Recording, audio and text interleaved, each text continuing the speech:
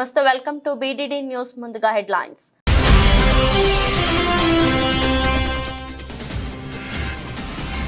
రెండు 2024-25 బడ్జెట్ కు ఆమోదం తెలిపిన తెలంగాణ మంత్రివర్గం. సీఎం రేవంత్ రెడ్డి అధ్యక్షతన సమావేశమైన మంత్రివర్గం.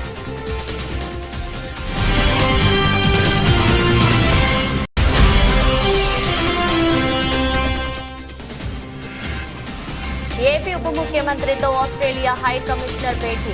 రాష్ట్రంలో పెట్టుబడులకు ఉన్న అవకాశాలపై జరిగిన చర్చ.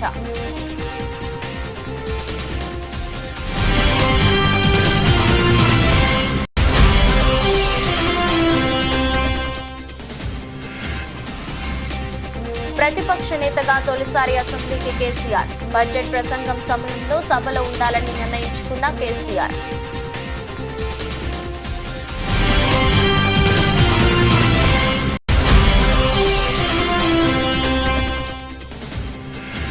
ఏపీ శాసనసభలో ఆర్థిక శాఖపై శ్వేతపత్రం విడుదల. ఉద్యోగులు, కాంట్రాక్టర్ల పెండింగ్ బిల్లులు వేల కోట్లలో ఉన్నట్లు తేల్చిన ప్రభుత్వం.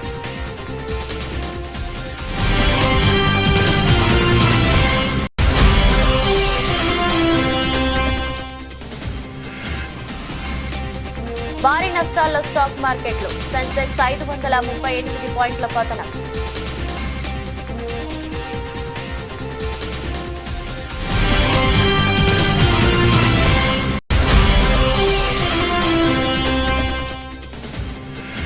శ్రీలంక క్రికెట్ జట్టుకు తాత్కాలిక కోచ్గా సనత్ జయసూర్య. ఆటగాళ్ల నుంచి తాను క్రమశిక్షణ ఆశిస్తున్నానని స్పష్టీకరణ.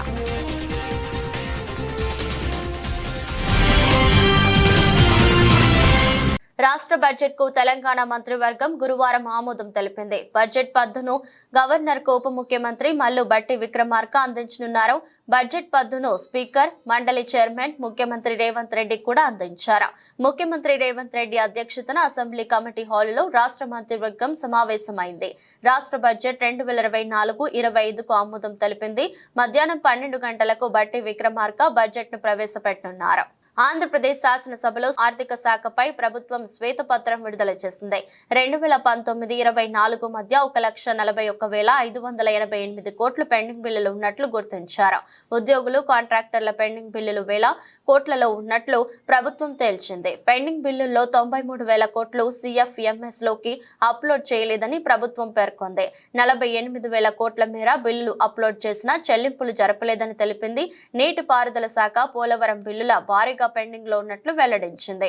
వివిధ ప్రాజెక్టులకు చెందిన 19,324 కోట్ల మేర బకాయిలను గుర్తించారు. ఆర్థిక శాఖ నుంచి 19,549 కోట్ల బిల్లుల పెండింగ్ లో ఉన్నట్లు పేర్కొంది. పంచాయతీరాజ్, గ్రామీణాభివృద్ధి శాఖలో 14,000 కోట్లకు పైగా బకాయిలు ఉన్నట్లు పేర్కొంది.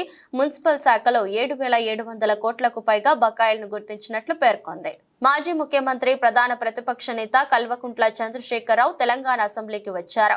గురువారం ఉదయం అసెంబ్లీకి వచ్చిన ఆయనకు బీఆర్ఎస్ ఎమ్మెల్యేలు పూలబొకే ఇచ్చి స్వాగతం పలికారు. ప్రధాన ప్రతిపక్ష నేతగా తొలిసారి అసెంబ్లీకి కేసీఆర్ హాజరయ్యారు. 10 ఏళ్ల పాటు అధికారంలో ఉన్న బీఆర్ఎస్ గత ఎన్నికల్లో ఓటమిని చవిచూసింది. అనూహ్యంగా కాంగ్రెస్ గెలుపొందడం, రేవంత్ రెడ్డి సీఎంగా బాధ్యతలు స్వీకరించడం త్వరగా జరిగిపోయాయి. కాంగ్రెస్ అధికారంలోకి వచ్చిన తరువాత జరిగిన తొలి అసెంబ్లీ సమావేశాలకు ప్రధాన ప్రతిపక్ష నేత అయిన కేసీఆర్ గైహాజరయ్యారు. ఇక కొద్దిగా కోలుకున్న తర్వాత ఎమ్మెల్యేగా ప్రమాణ స్వీకారం చేసేందుకు కేసీఆర్ అసెంబ్లీకి వచ్చారు.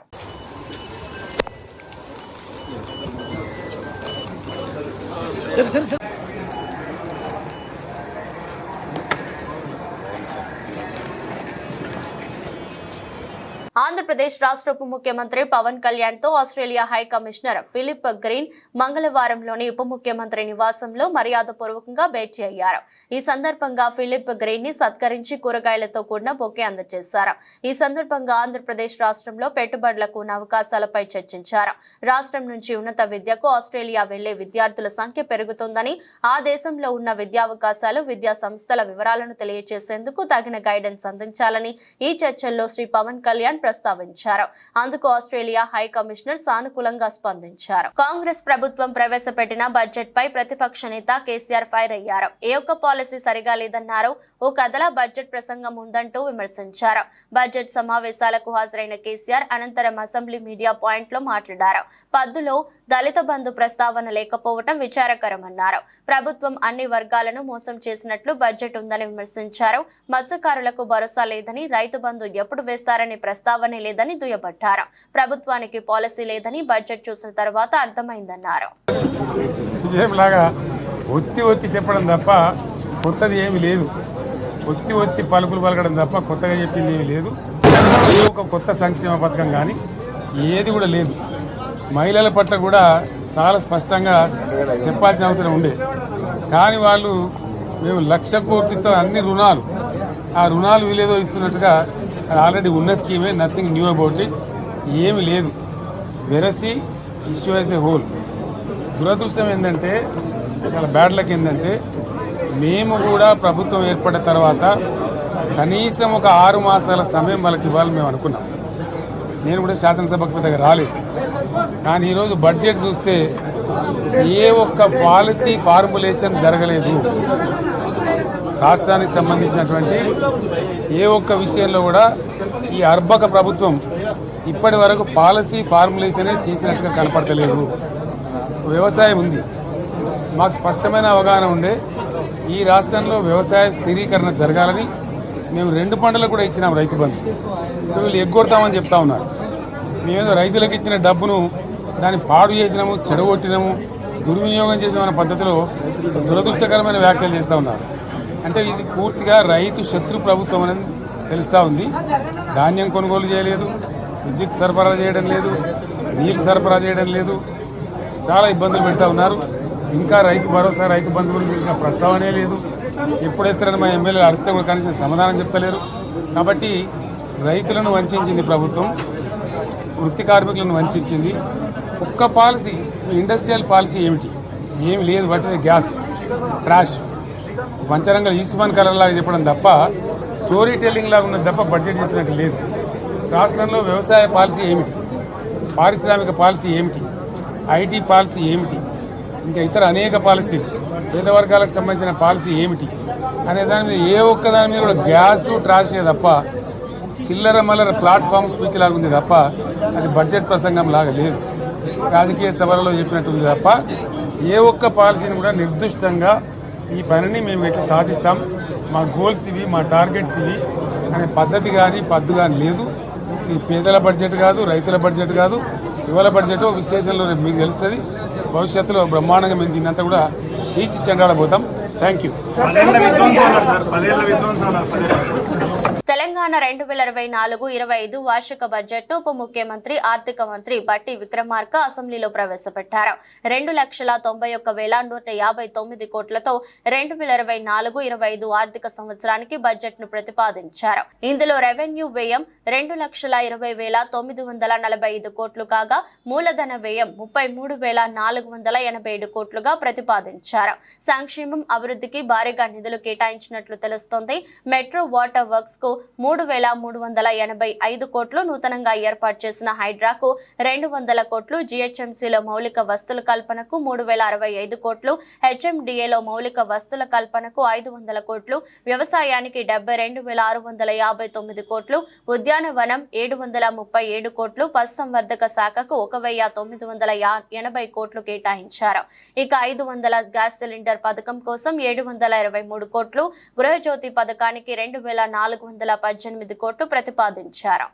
డిసెంబర్ నుండి నేటి వరకు 34,579 కోట్ల రూపాయలు వివిధ పథకాలపై ఖర్చు చేశాం. గత దశాబ్ద కాలంలో రాష్ట్ర పురోభివృద్ధి ఆశించిన మేరకు జరగలేదు. తెలంగాణ రాష్ట్రాన్ని బంగారు తెలంగాణగా మారుస్తామని ఒట్టి ఉత్తర కుమార ప్రగల్భాలు పలికిన గత ప్రభుత్వ పాలకులు అన్ని రంగాల్లో పూర్తిగా వైఫల్యం చెందారు. పురోభివృద్ధి అటుంచి రాష్ట్ర ప్రజల సంక్షేమం సన్నగిల్లింది, అభివృద్ధి అడుగంటింది. ఇందిరా మహిళా శక్తి పథకంలో భాగంగా రుణ బీమా పథకాన్ని ఈ సంవత్సరం మార్చి నెలలో ప్రభుత్వం ప్రవేశపెట్టింది. ఈ పథకం ద్వారా సభ్యురాలు మరణించినప్పుడు పొరపాటున ఆమె పేరున ఉన్న రుణాన్ని గరిష్టంగా 2 లక్షల రూపాయల వరకు మాఫీ చేయటం జరుగుతుంది. తెలంగాణలో వరి సాగు చాలా విస్తృతంగా జరుగుతుంది. పండిన పంటకు సరైన ధర రాక, పెట్టుబడి కూడా దక్కక రైతులు తీవ్రంగా నష్టపోతున్నారు. రాష్ట్రంలో సన్న రకం వరి ధాన్యాల సాగును ప్రోత్సహించడానికి ప్రభుత్వం 33 రకాల వరి ధాన్యాలు గుర్తించి వాటిని పండించిన రైతుకు క్వింటాలకు 500 రూపాయల బోనస్ చెల్లించాలని నిర్ణయించాం. దీనివల్ల సన్న రకాల వరిని పండించే సాగు భూమి విస్తరణ పెరిగి రైతులకు ఆర్థిక ప్రయోజనం చేకూరుతుంది. తెలంగాణలో బడే భాయ్ బీజేపీకి, చోటే భాయ్ కాంగ్రెస్ కి 8 ఎంపీ స్థానాలు గెలిచిన కేంద్ర ప్రభుత్వ బడ్జెట్ లో తెలంగాణకు నిధులు కేటాయించకపోవడం బాధాకరమని మాజీ ఎఫ్డీసీ చైర్మన్ వంటేరు ప్రతాప్ రెడ్డి పేర్కొన్నారు.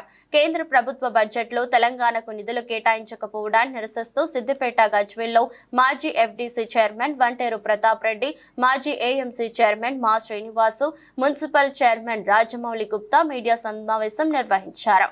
ఈ సందర్భంగా ప్రతాప్ రెడ్డి మాట్లాడుతూ 50,000 కోట్ల రూపాయలను పోలవరానికి కేటాయిస్తే తెలంగాణకు జలాశయాలకు నిధులు విడుదల చేయకపోవడంపై ఎంపీలు నోరు మెదపకపోవడంపై బాధాకరమని అన్నారు. చోటేబాయి రేవంత్ రెడ్డి గారికి 8 సీట్లు కాంగ్రెస్. పార్లమెంట్లో బిల్లు ప్రవేశపెడతా ఉంటే, పార్లమెంట్లో బడ్జెట్ ప్రవేశపెడతా ఉంటే 8 మంది ఉన్న కాంగ్రెస్ ఎంపీలు మాట్లాడరు, 8 మంది ఉన్నటువంటి బీజేపీ ఎంపీలు మాట్లాడరు. వాళ్ళ పార్టీలకు దాసోహం అయిపోయినటువంటి విషయాన్ని తెలంగాణ ప్రజలు గమనించాలని చెప్పి మేము విజ్ఞప్తి చేస్తున్నాం. బడే బాయ్ చోటే బాయ్ దోనో మిల్కే తెలంగాణ రాష్ట్రం దివాలా తీయించారు. ఇలా 8 నెలల కింద తెలంగాణ రాష్ట్రం ఏర్పడక ముందుకు తెలంగాణ ఆదాయం నెలకి 14,000 కోట్ల ఆదాయం ఉంటే ఇవాళ 12,000 కోట్లకు వచ్చింది. 2,000 కోట్ల దివాలా తీయించినటువంటి గణనాయకుడు ఎవరైనా రేవంత్ రెడ్డి గారు. ఇవాళ తెలంగాణ రాష్ట్రానికి రావాల్సినటువంటి నిధుల కోసం పార్లమెంట్లో మాట్లాడలేదు. ఇవాళ బీహార్కు బడ్జెట్లో పేరు వస్తుంది, పక్కనే ఉన్నటువంటి ఆంధ్రప్రదేశ్కి బడ్జెట్లో పేరు వస్తుంది, తెలంగాణ రాష్ట్రానికి ఎందుకు రాదు? అంటే బడే బాయ్ చోటే బాయ్కి సరెండర్ అయ్యారు. బడే బాయ్కి చోటే బాయ్ సరెండర్ అయిపోయింది.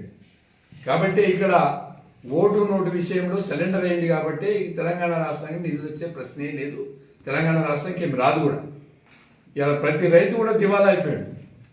తెలంగాణ రాష్ట్రానికి రావాల్సినటువంటి రైతు బంధు రైతులకు ఇవ్వకుండా డిసెంబర్లో ఇవ్వాల్సినటువంటి రైతు బంధు జూన్లో ఇచ్చింది. జూన్లో ఇవ్వాల్సినటువంటి రైతు బంధు ఎప్పుడు ఇస్తాడో తెలియదు. నాటి సీఎం వైఎస్ జగన్మోహన్ రెడ్డి అనుసరించిన ప్రజా వ్యతిరేక విధానాలను చూడలేకే తాను తిరిగి కాంగ్రెస్ పార్టీలోకి వచ్చేశానని వైఎస్ఆర్ కాంగ్రెస్ పార్టీ సీనియర్ నాయకుడు రాజమహేంద్రవరం గోదావరి పరిరక్షణ సమితి అధ్యక్షుడు డాక్టర్ టీకే విశ్వేశ్వరరెడ్డి వెల్లడించారు. గురువారం స్థానిక పేపర్ మిల్లు ఎదురుగా ఉన్న కృష్ణసాయి కళ్యాణ మండపంలో ఏర్పాటు చేసిన విలేకరుల సమావేశంలో ఆయన మాట్లాడారు.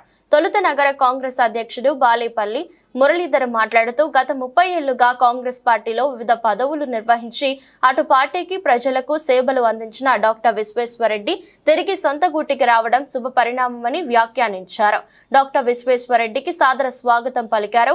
రాబోయే రోజుల్లో రాష్ట్రంలోనూ కేంద్రంలోనూ కాంగ్రెస్ హవా ఖాయమని షర్మిలారెడ్డి ఈసారి సీఎం కాగలరని ధీమా వ్యక్తం చేశారు.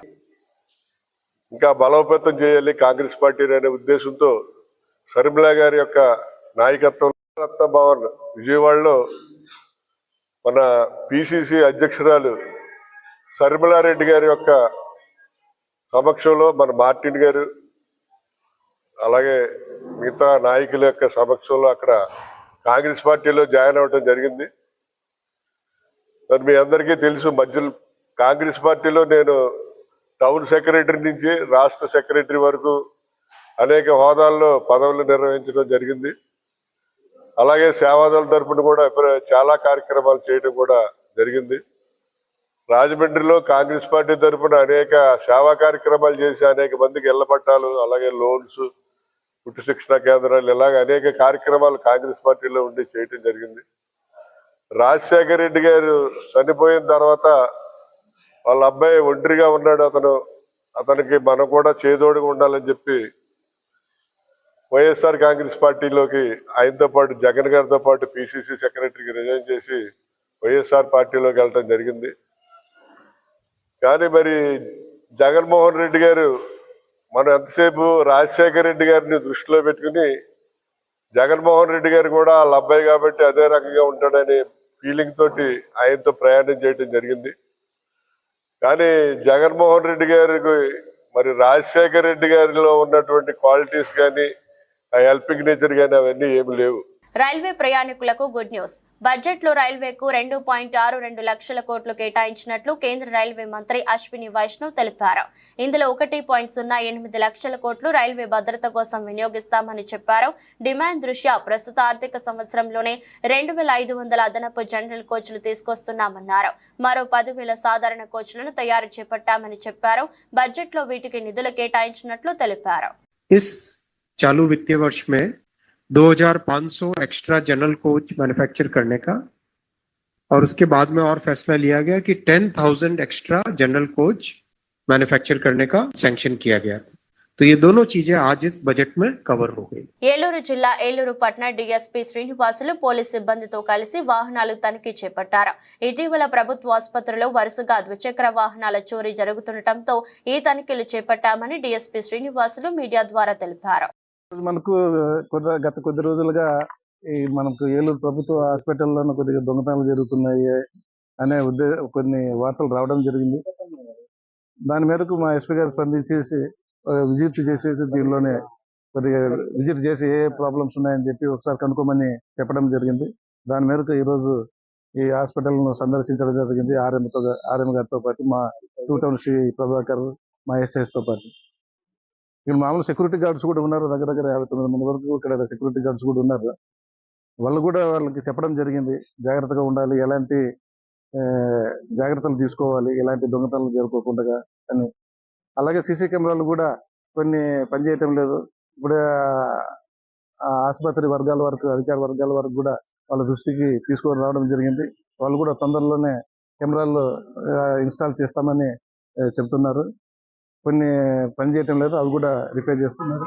మిగతావి పనిచేస్తున్నాయి. అయినప్పటికీ చాలా కెమెరాలు మనకు కావాల్సి ఉంటుంది.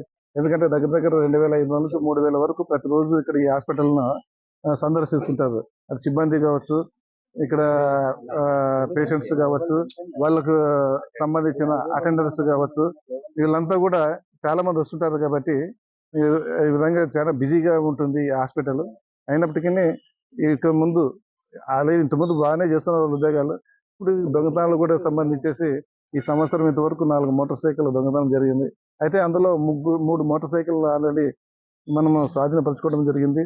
వాళ్ళని అరెస్ట్ చేసి జైలు కూడా పంపించడం జరిగింది. ఇంకొక మోటార్ సైకిల్ కూడా దాన్ని మనం పే చేయాల్సి ఉంది, అది కూడా చేస్తాం.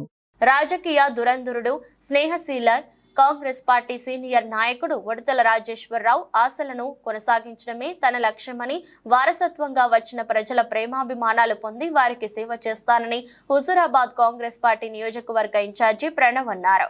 మాజీ రాజ్యసభ సభ్యుడు, కాంగ్రెస్ పార్టీ సీనియర్ నాయకుడు ఉడతల రాజేశ్వరరావు 13వ వర్ధంతి వేడుకలు హుజూరాబాద్ పట్టణంలో ఉడతల ప్రణవ్ గారి ఆధ్వర్యంలో ఘనంగా నిర్వహించారు. ఈ కార్యక్రమానికి కరీంనగర్ ఎంపీ అభ్యర్థి వెలిచాల రాజేందర్రావు, మానకొండూరు మాజీ శాసనసభ్యుడు అరపల్లి మోహన్ తో పాటు హుజూరాబాద్ నియోజకవర్గంలోని అన్ని మండలాల కాంగ్రెస్ పార్టీ నాయకులు, మహిళలు, కార్యకర్తలు అధిక సంఖ్యలో పాల్గొన్నారు.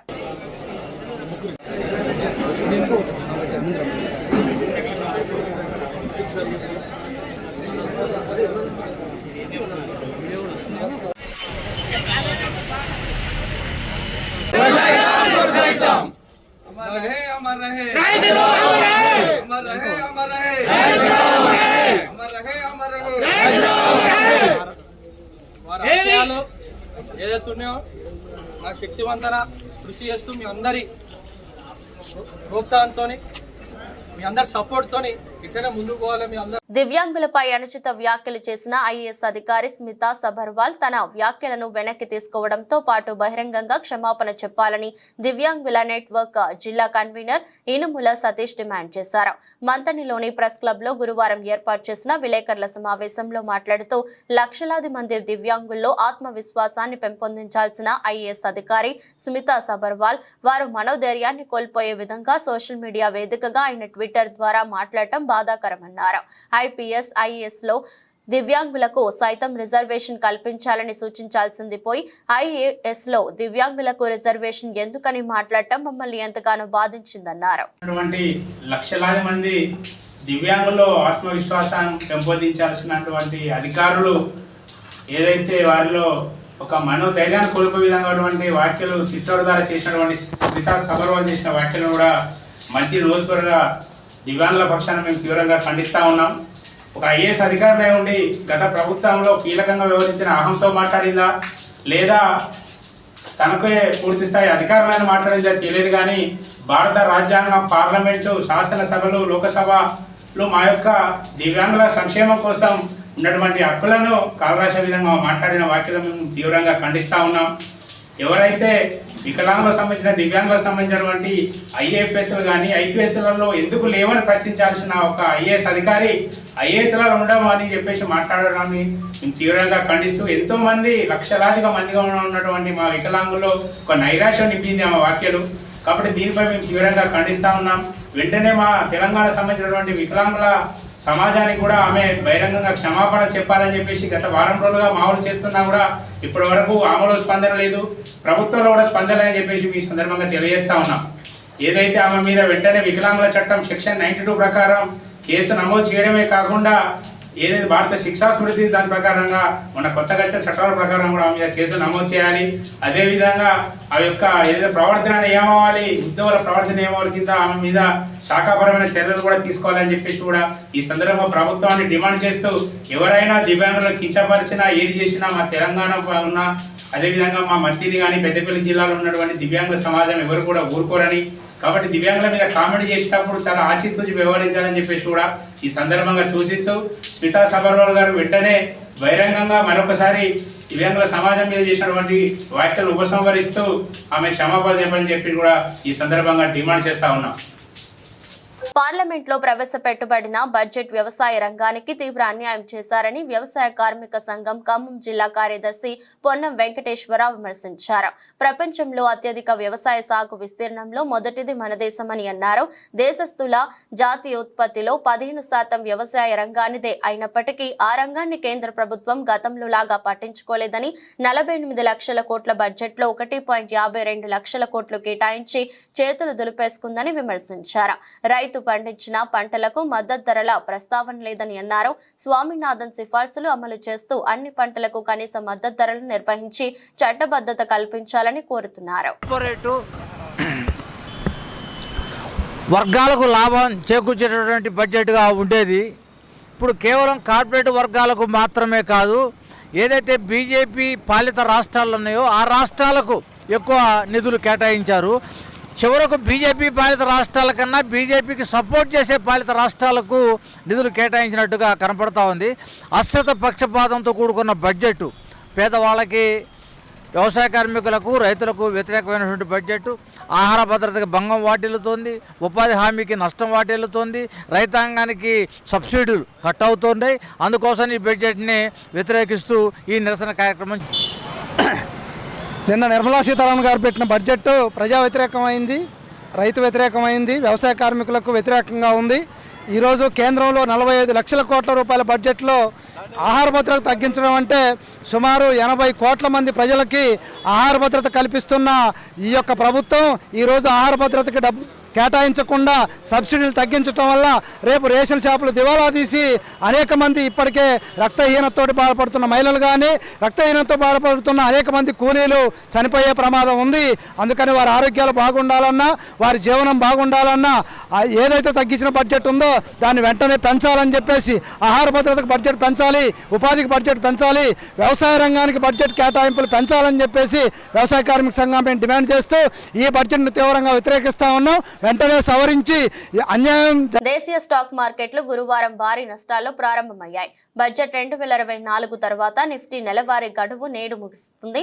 దీంతో ఈ రోజు ట్రేడింగ్ భారీ పతనంతో ప్రారంభమైంది. ఈ క్రమంలో ఉదయం 9.35 గంటల నాటికి సెన్సెక్స్ 552 పాయింట్లు కోల్పోయి 79,600 స్థాయిలో ఉండగా నిఫ్టీ 154 పాయింట్లు నష్టపోయి 24,263 పరిధిలో ఉంది.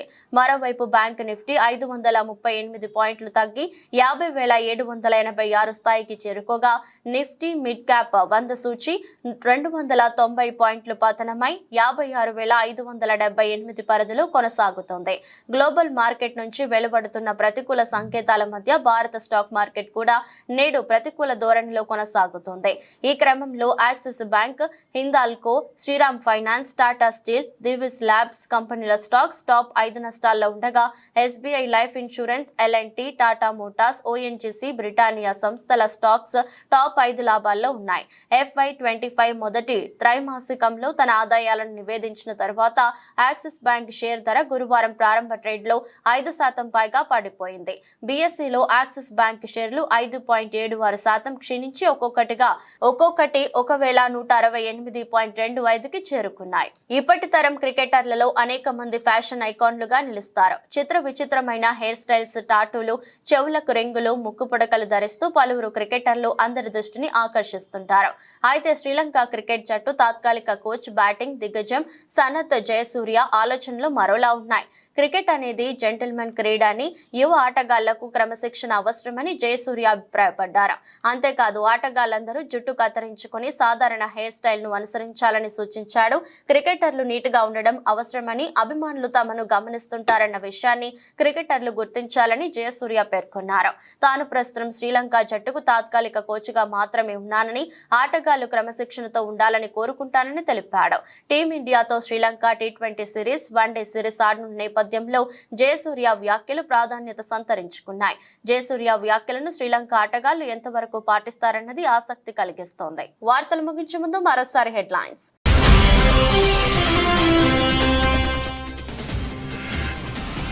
2024-25 బడ్జెట్ కు ఆమోదం తెలిపిన తెలంగాణ మంత్రివర్గం. సీఎం రేవంత్ రెడ్డి అధ్యక్షతన సమావేశమైన మంత్రివర్గం.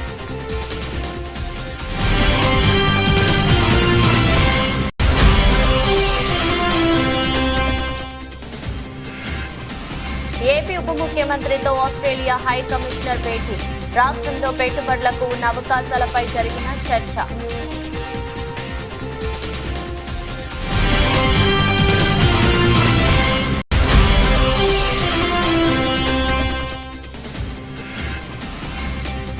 ప్రతిపక్ష నేతగా తొలిసారి అసెంబ్లీకి కేసీఆర్. బడ్జెట్ ప్రసంగం సమయంలో సభలో ఉండాలని నిర్ణయించుకున్న కేసీఆర్.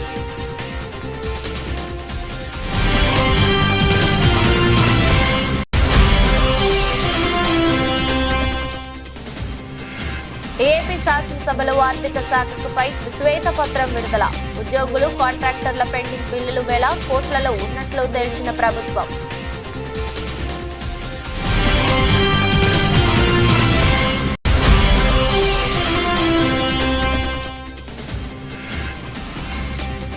భారీ నష్టాల్లో స్టాక్ మార్కెట్లు. సెన్సెక్స్ 538 పాయింట్ల పతనం.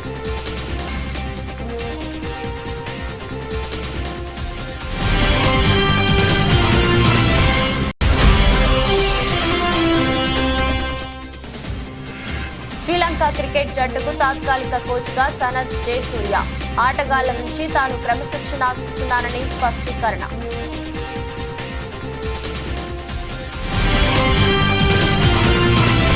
ఇది రోజు బులెటిన్. మరో బులెటిన్లో మళ్ళీ కలుద్దాం. అంతవరకు సెలవు. నమస్కారం.